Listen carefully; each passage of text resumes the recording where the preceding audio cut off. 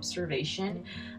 So the Birdy challenge was to draw 3 of your favorite objects. So I've chosen 3 things that are definitely some of my favorite things, but also I like them because they're just so darn cute. So I have a little corgi. For those of you who don't know, I have a little corgi named Butterscotch. He's actually at my feet right now. And I bought this off of Amazon, and it's got a living plant in it. Then I have a Totoro from Japan. I got this at the Birdy Museum. And then I have a little felt bird that my husband got me for Christmas that is very cute, and that sits on my desk to remind me that I'm Mrs. Birdy. So I have this set up in a way that I have a little bit of overlap with my 3 objects. I wanted to arrange them in a particular way, so arranging them, I did particular things to thinking about where they overlap and the positions that I'm in there. Alright, so the next thing that I want to think about is my composition. So I am going to be drawing basically real sized, but if you have a smaller object or a larger object, you're going to have to resize it on your paper. So the first thing I do is kind of lay things out with just shapes. So this up here. So I will lay this out with shapes. So first I'm going to draw my bird shape, which is a bit of an oval. I'm drawing super lightly. And then I see that my Totoro is just pushed back a little bit. And I've got this little leaf that's popping out of there. Might have to leave a little more space for this guy. And I am using just a lead pencil, and that's because it just seems easier to draw a nice thin line and sketch it out. This is not technically the way that a lot of people learn how to draw from observation. People do it in a couple different techniques. You do whatever works for you. You don't need to worry about different things, whether it's the right way or not. So the next thing I'm going to do is measure my proportions and see if I've actually done correct. So this is kind of how I've got it laid out so far. I got my 3 characters and my little bird right there, my Totoro, and my corgi. So I'm going to actually measure. Let's see. I'm going to measure some things and see if I have things proportionate. So I close one of my eyes, and I can either use just a finger or I can take a pencil and measure it this way. So I do this. I hold it at the exact same length and I start comparing sizes. So from the tip of the corgi nose to the ear, it's actually the same size as from the tip of the ear to the back side. It's also the exact same space between the nose and the bird. So now I can kind of do that here. So if this is where the tip of the ear is, okay, so then that should be there. Okay, that I did correctly. I might need to make it a little bit wider. And then this should be about that same space. I think I might need to make this a little.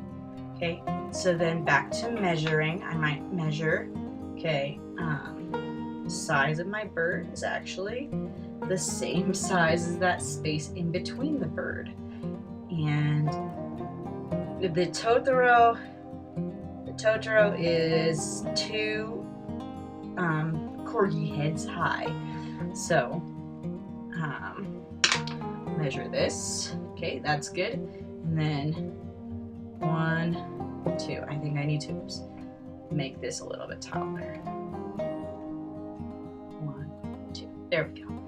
All right, so next I'm going to start to draw my contour lines. Okay, so contour lines are just the outside lines that I'm going to draw to identify my shapes. And I like to literally only look exactly at the line that I'm drawing and then just try and go with it. It can get a little confusing here.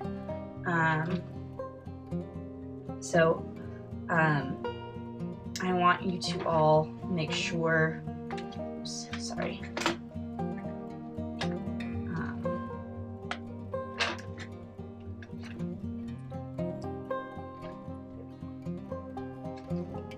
You know, hopefully it's not super confusing to you as I'm doing this. But I'm drawing exactly what I see. Draw what you see, not what you know. Those of you who have gone through my 10th grade class very much know that saying, because I say it a lot during the 10th grade drawing unit. And it's kind of fun because I'm just taking it one step at a time. Okay, I am not looking at the rest of my picture. I am looking at just what I'm drawing and how it relates. So I'm like seeing that this line goes up and this line goes up, okay? And I'm just drawing exactly what I see.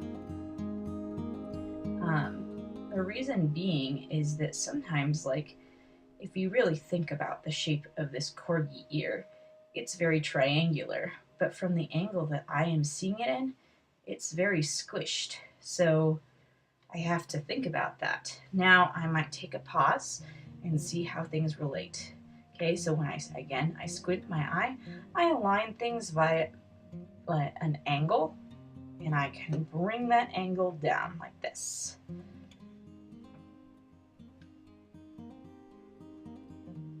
This is going to be one of my longer videos since I am drawing in real time.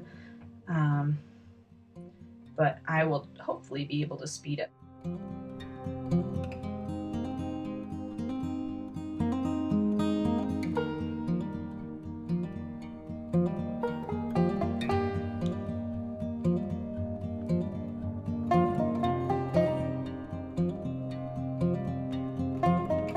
And it's really hard to draw exactly what you see because it's confusing. But when you're trying to draw from observation, you kind of have to just go with it, even if it looks a little weird to you at first. The other thing is that you're translating shadows, light and dark shadows, into lines, and that can be really confusing, especially for some people. One technique that some people do is just to go ahead and draw just with shadows. You can try that and see if that's something that you like. I personally like to draw out my shapes. Alright, now that I've got my corgi, I want to look and make sure that it's proportionate. I think I noticed that this part needs to go down a little bit further.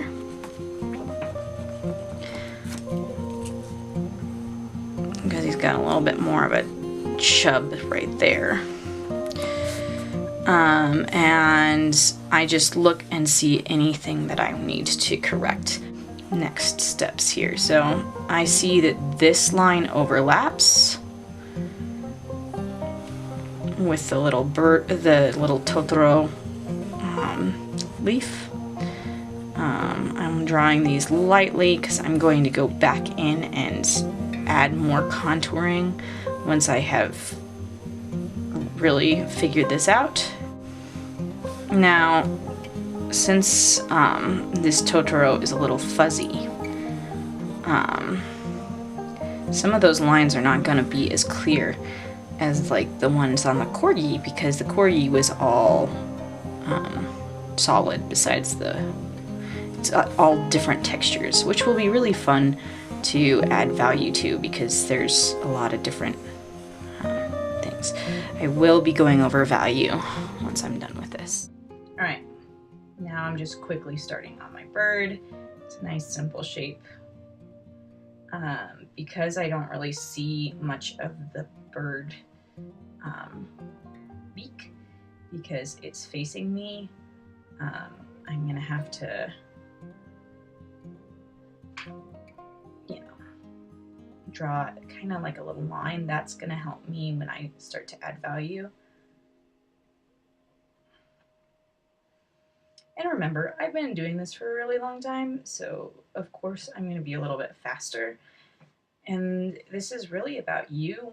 If you want to improve, this is honestly the best way to improve your drawing, is trying to draw from life. I know sometimes it gets repetitive and frustrating, but it really is the best way to improve your skills as an artist. Is it super creative?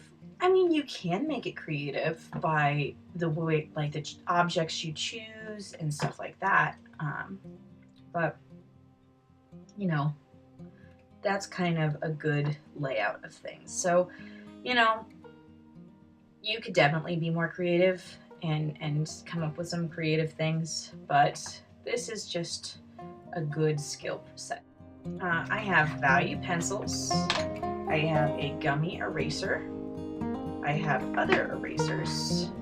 I have a blending stump, and you can use a just a tissue if you wanted to.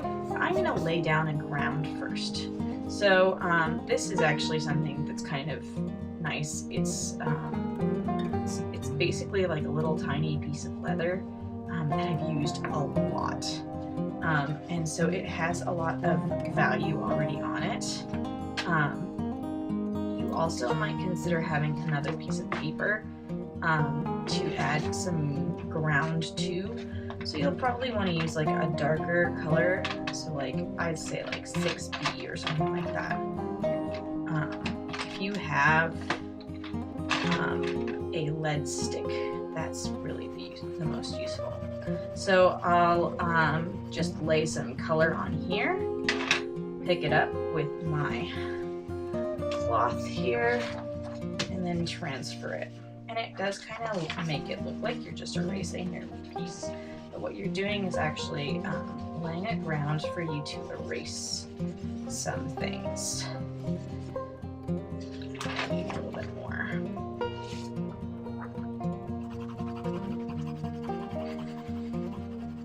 As I said, you can use a tissue. I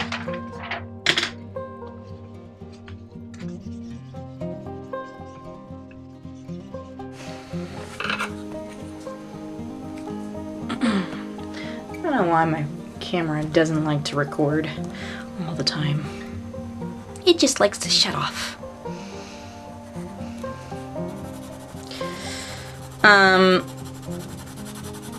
As you can tell, I'm a little ADD when it comes to drawing. I start working on something and I get really focused, and then I jump to a different spot.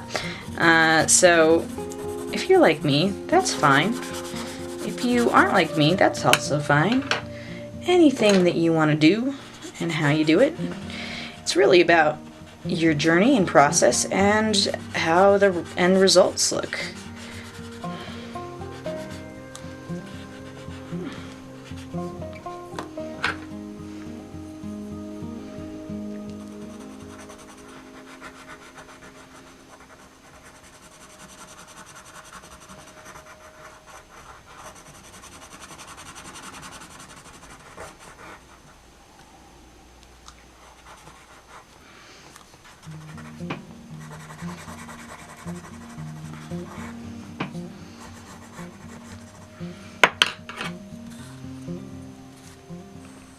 Sometimes the shadows end up being darker depending on where you have your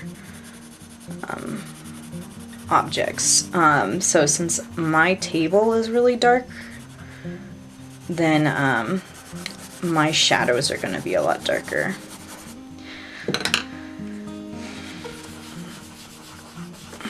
And because of that, I kind of want to bring that value out to everything here.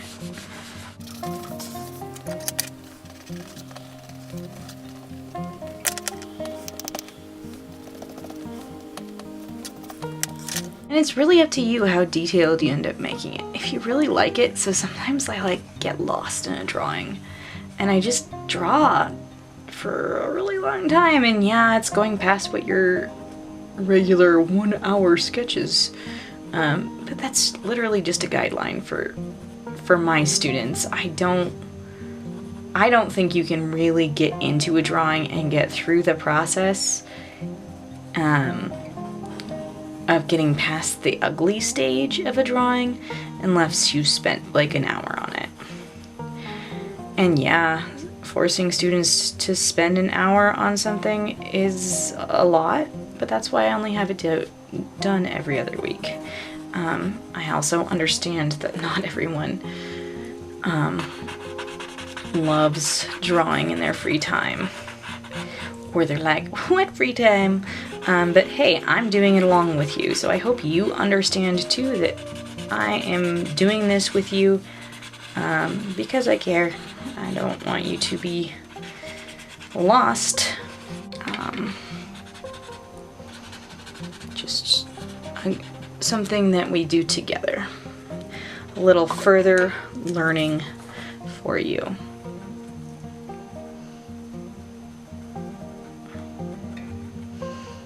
And if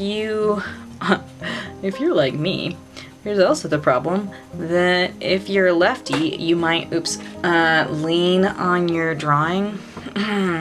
So if you happen to do that, I recommend taking like a little scrap piece of paper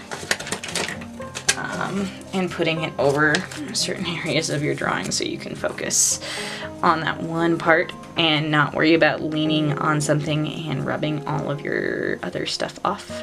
That's also why I like to usually work left to right, but I sometimes don't, because who actually plans out everything and thinks about everything that they're going to do? Not me, even though I'm your teacher. That happens. Right now I'm going back through and drawing the darks and lights of my plant. I'll get to all of the little detailed spots later.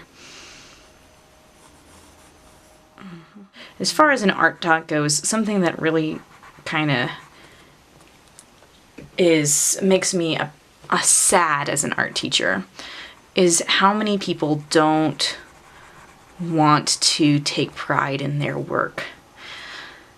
It's okay to be proud of what you do. It's okay to enjoy what you've done. Now, and it's hard too, because you're gonna compare yourself to others and you're gonna be like, well, I can't do that. Well, of course you can't. You're not that person, and you're still working on skills, and so am I.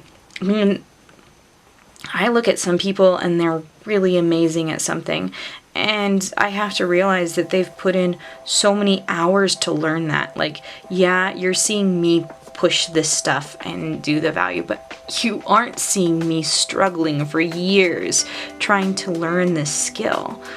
So I want you to realize too that that's something that's important, that you don't just magically one day are able to do this.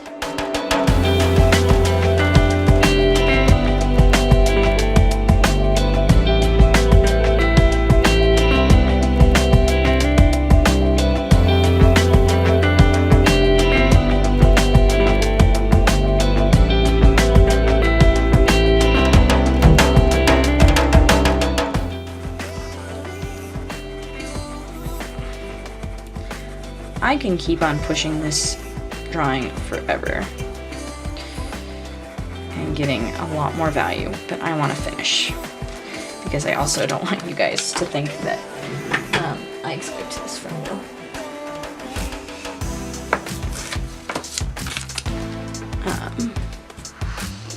It's just me getting excited about drawing, honestly. So you can see me nerding out about just pushing a skill, and hopefully it encourages you to push your skills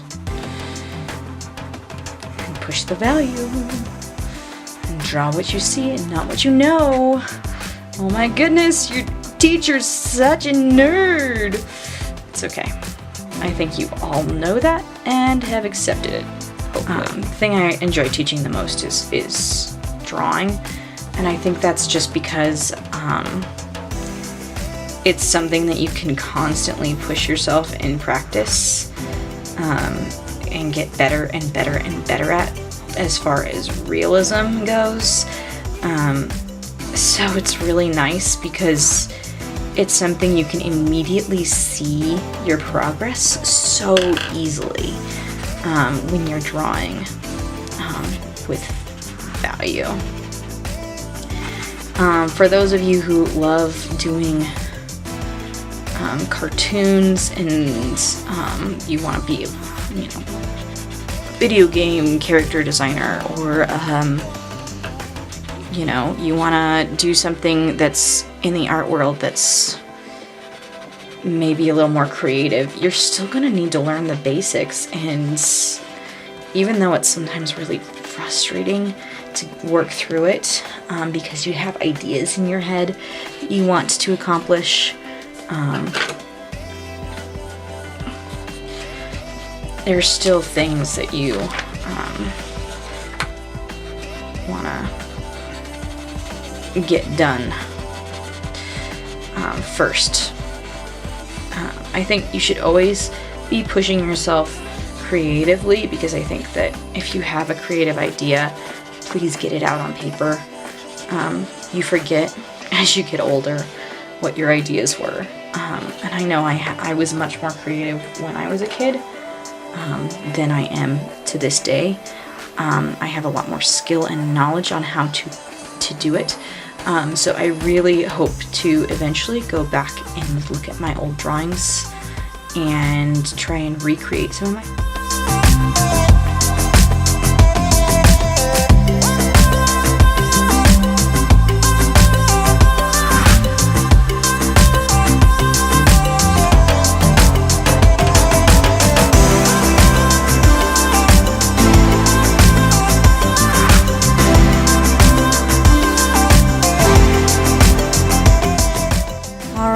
Well, doodlers, I hope that you had fun today doodling some observation drawings.